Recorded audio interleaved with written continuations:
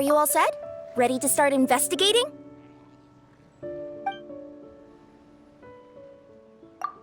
Great! Then let's go!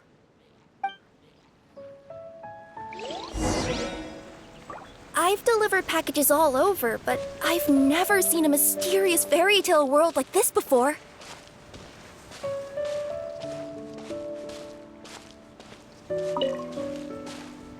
Looks like nobody has gotten around to repairing this house yet.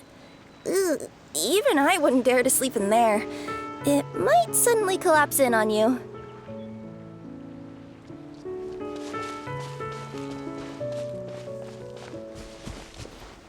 Nothing to see here either. Maybe we can find someone to ask? Aha! Over there! I bet we'll find some people there. Let's go take a look.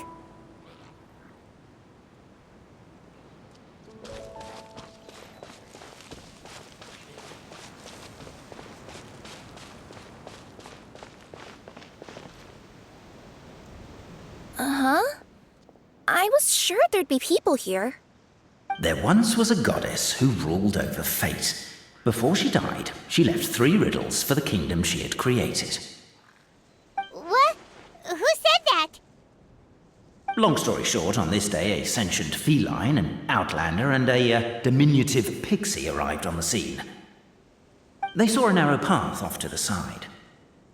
Okay, but which side?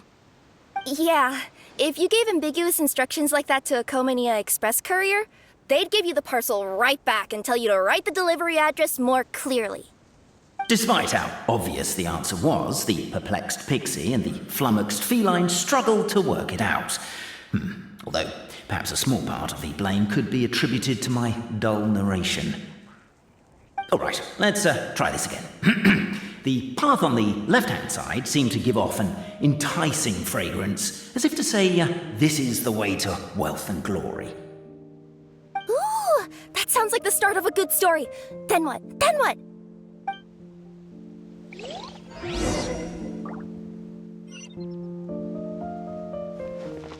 At the end of the path, the motley crew would soon spot a secret stone room. A prophecy had once foretold of a Marquis who shall one day venture inside, and thus it is named the Future Marquis's Abode to Be. You like it? The Future Marquis's Abode to Be? Got a nice ring to it, doesn't it? That was a little bit boastful. But before you continue, I must warn you of the danger that lies ahead. For example, under no circumstances should you sit on the chair in the center. Otherwise, the consequences could be a bit embarrassing.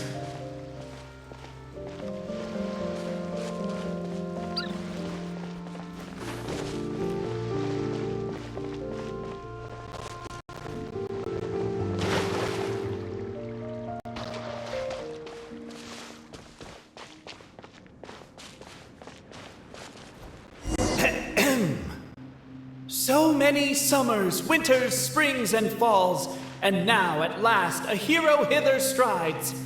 This realm knows not what lies beyond its walls. Its secrets mystify the world outside.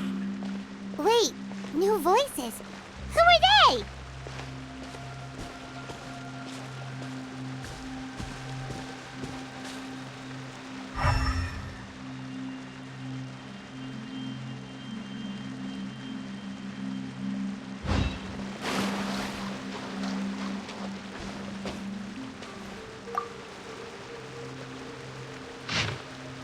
As golden sunlight fills the firmament, the tabletop engrosses your attent. Perchance peruse these pages thence. They surely represent no ill intent. Why isn't he reading the files on the desk? Hey, Bobarano, maybe quit showing off and try using words he'll actually understand. I can either rhyme like a bard, or I can curse like a sailor. And right now, Cape, you are seriously tempting me towards the latter. Captivated by the epic poetry and enthralled by the outstanding story. Cape, forgive me for breaking the rhyme scheme for a second, but I want to hear your take on this. So any outsider who comes in here would surely see the documents on the table, right? Unless he was visually impaired. And unless he's got tinnitus or something, he'd definitely have heard what we were saying. All I'm trying to say is, if this poor person can't see or hear properly, I just feel kind of sorry for them. Oh, we hear you loud and clear, so watch it! Namely, As the Outlander stands before the clockwork key, they're overcome by a sudden urge to set it free. Also, Cape, that'll be my last rhyming line. I'm not writing any more poetry until you apologize. what does it matter anyway? I've lost count of how many people have tried this before. No one's getting that key out. Cape, I just realized you said we all had to speak like bards, but every time you open up your mouth, I don't hear any rhymes. Yeah, I noticed that too. It's one standard for us and another for you. That's not fair, Cape.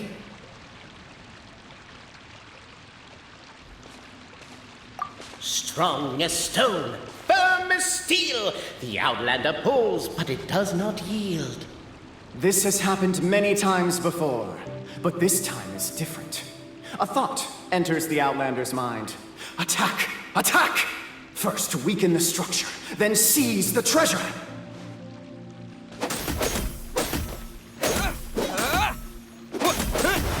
The attack now over! Only one final step remains. Now it is the time to seize the key. Yes! Finally! Come on, move your butts! And your legs, assuming they're still in working order. It's showtime! No hard feelings about your lack of poetic contributions? Oh, let it go!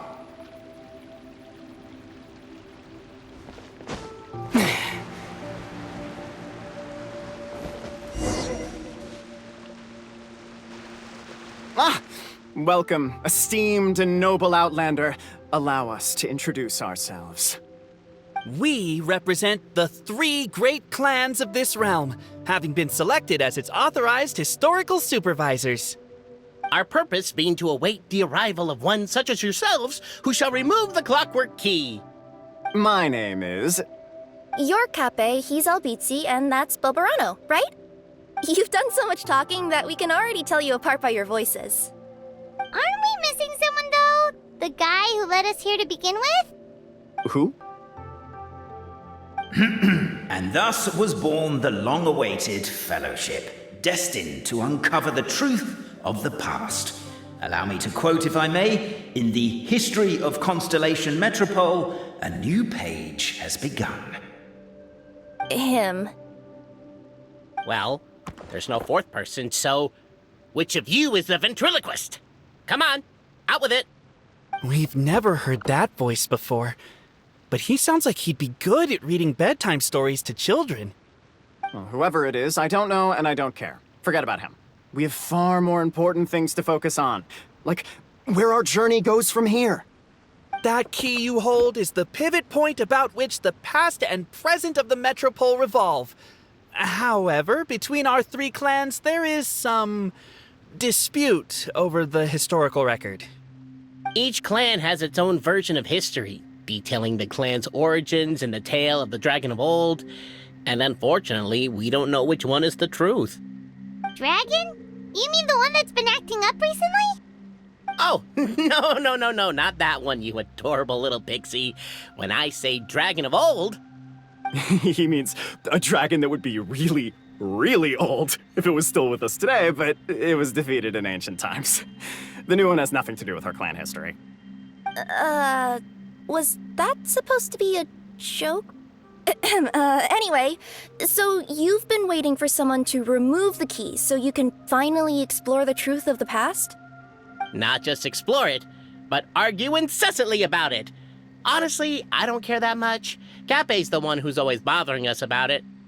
What we need to figure out is who resolved the dragon crisis. We have to know that before we can decide which is the supreme clan. The moment you removed the key from where it was lodged, you became the honorary Marquis. We humbly beseech you, noble Outlander. Noble Traveler Marquis, we ask you to help us. You and your talking Puss in Boots and the pale floating pixie. Puss in Boots? Are you serious?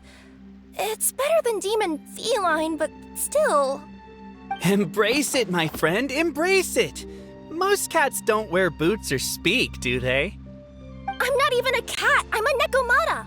Now that you know the word, I expect you to use it. Please allow me to lead you all to a sacred memorial site. It will be much easier to explain what needs to be done once we are there.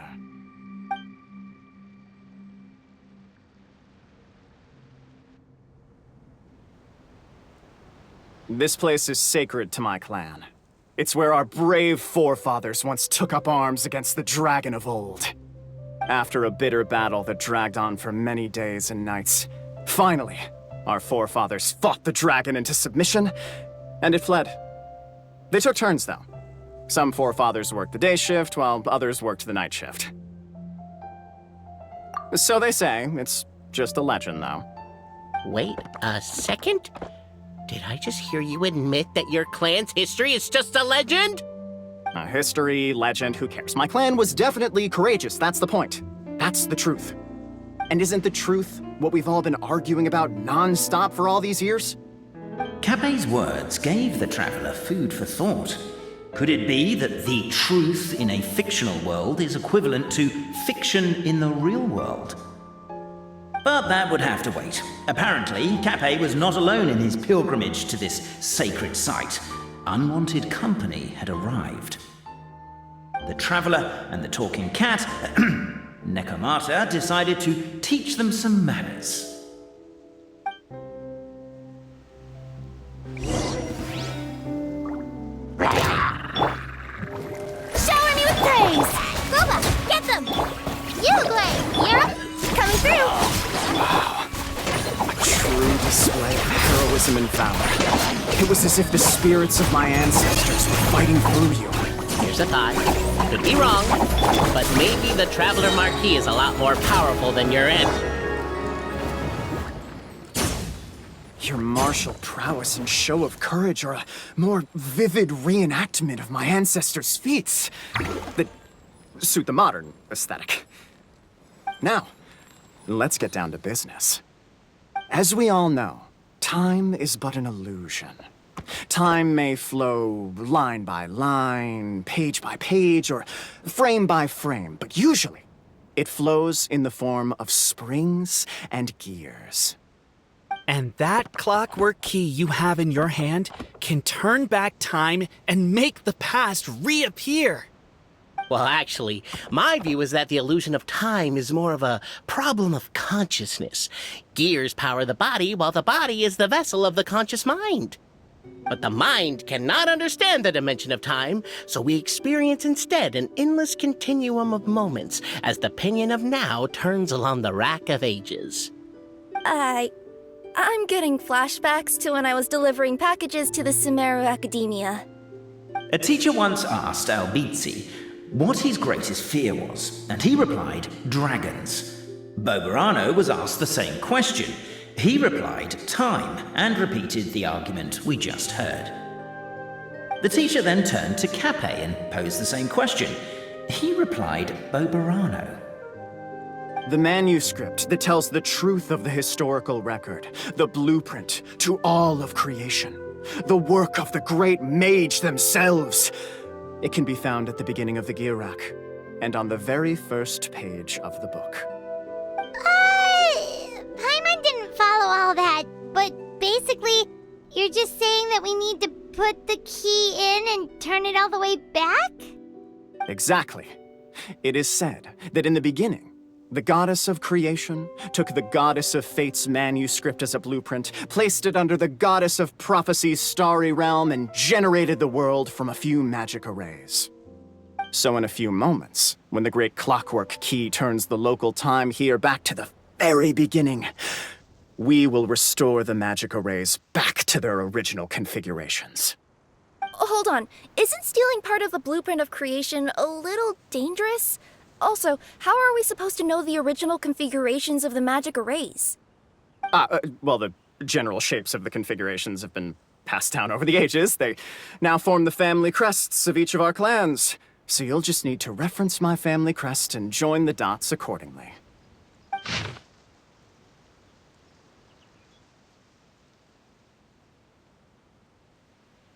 To address your other concern, when the house has already been built, do you really think that taking away the construction crew and blueprint will cause it to collapse? The Traveller Marquis prepares to insert the great clockwork key into the nearby keyhole.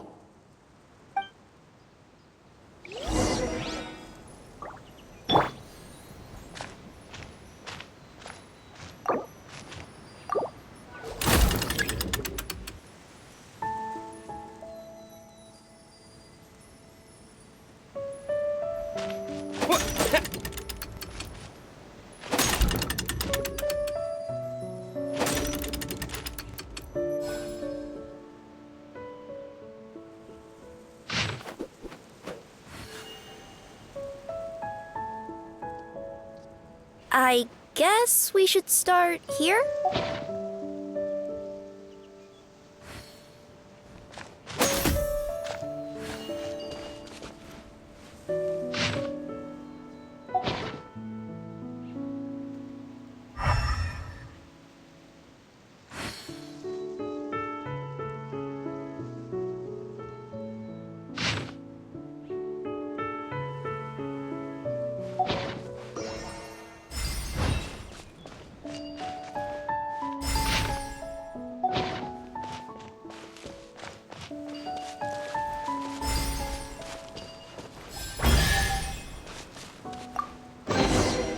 A reward on the road. Behold, the sacred writings that record the truth of... No, wait. That have shaped the truth of history. Gather round and let us bear witness.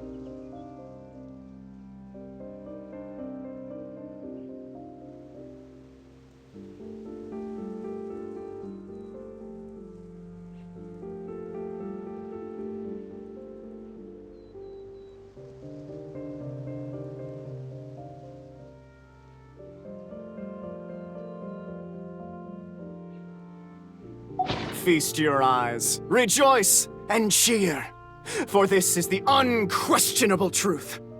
Look at the signature. Nobody is capable of forging that. I don't believe it. So, all along, our histories have been false? Don't lose heart, Albizzi. It does not follow from his is true that ours are false. That might be the most bogus logic I've ever heard. But keep up the mental gymnastics, Boberano. I've been waiting for that look of jealousy on your face my whole life, and I'm gonna savor it. And yet, it seemed that this conundrum could indeed have more than one solution. Everyone agreed that there may be more than one truth. The party decided to visit the sacred sites of the other clans and see what their documents had to say. Isn't a narrator supposed to remain detached and objective? It feels like you're forcing a narrative agenda on us here. Oh, whatever. I'm in a good mood. Let's do it. The instructions say to repeat the process 3 times, and besides, I'm looking forward to watching you both be sorely disappointed. Let's do my clan next. I'll lead the way. We'll need the key again, right? Let me see if I can pull it out. Yoink!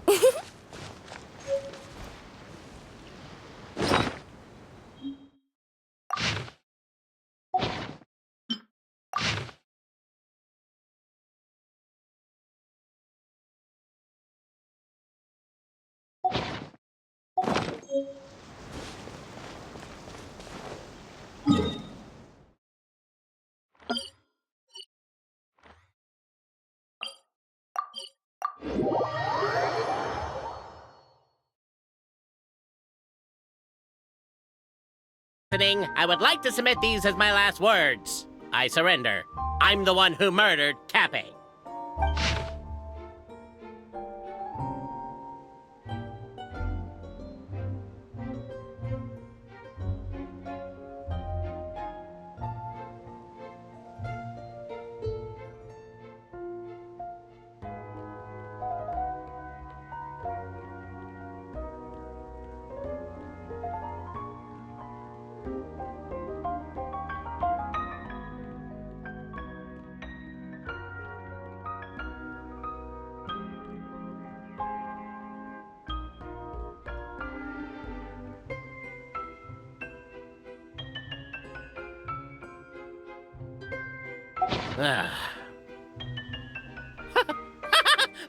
Look! My clan's history is true as well!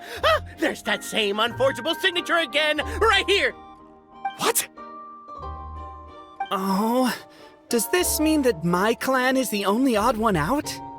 Given that my clan's wisdom is such a subject of ridicule in your eyes, I will now appeal to my own personal intelligence, which I believe far surpasses that of my clan at large, and make a prediction. It seems likely that the claims made by each of our clans regarding their history and virtue are all true. Bobarano? How can that be? Oh, I get what's going on. Once, when I was drinking with Gujiyai, she bet me a round of dried fish that I couldn't guess which cup the umeboshi was under. Whichever one I guessed, I was always wrong, and Gujiyai would lift a different cup to reveal the umeboshi. But then, I learned later from one of the shrine maidens, Miyuki, that all of the cups had an umeboshi under them. Just goes to show, I still got a long way to go before I become a great yokai. Oh, don't mind Fox Lady. That's just her way of teasing you. Actually, that reminds me. We can now open these 3 treasure chests. And unlike the guessing game you mentioned, this one's not a trick. Cool. Well, once you've plundered the last of Bobarano's family wealth, we can go to my clan's place. Guess I'll take the clockwork key again then. Yoink!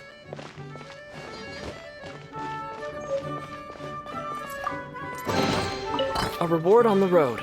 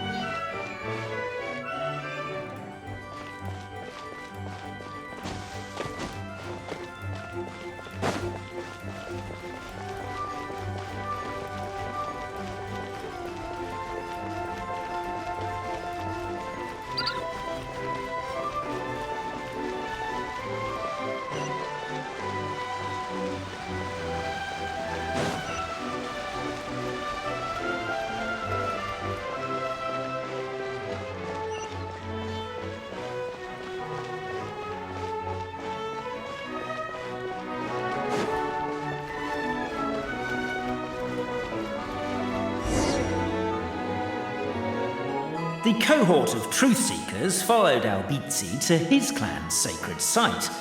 They arrived to the site of a giant guard towering over them. Up ahead is my clan's gigantified guard. He can be a little pig-headed, and he's incredibly strong. Your weapons won't even scratch him.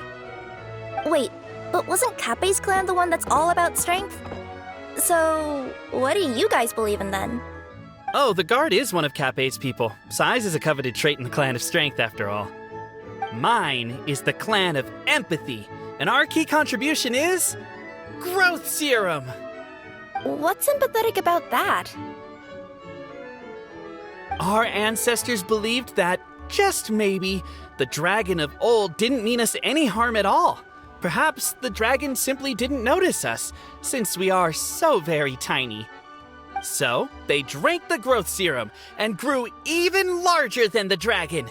Then, they set the dragon down, calmly explained their perspective, and eventually taught it how to empathize. The serum isn't what it once was, though. Nowadays, it doesn't make you grow all that much, and it actually makes you lose your empathy. So, I advise we take a detour. Despite Albizzi's words of caution, somebody, no doubt, has other ideas. Surely we could avoid a conflict with the guard, they think to themselves, if we could just try to understand one another. You could, of course, just take the path to your left and go around. But some people are gluttons for punishment. It's all part of the experience, I suppose.